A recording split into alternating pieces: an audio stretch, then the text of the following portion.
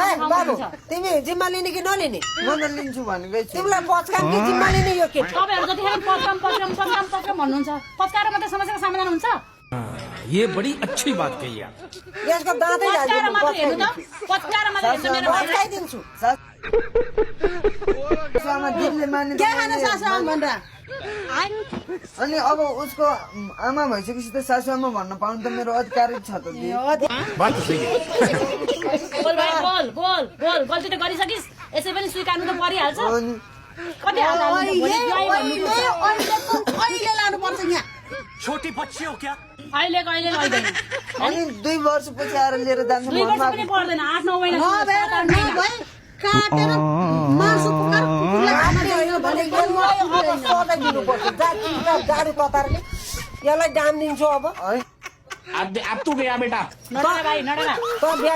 गर्ने जिम्मा लिने कि नलिने कहिले को खोजिस् अब मेरो मान्छेहरू बोलाउनु पर्यो कि त आफै सुरुका जिम्मा लिन्छस् तिमी आज जाने होला नि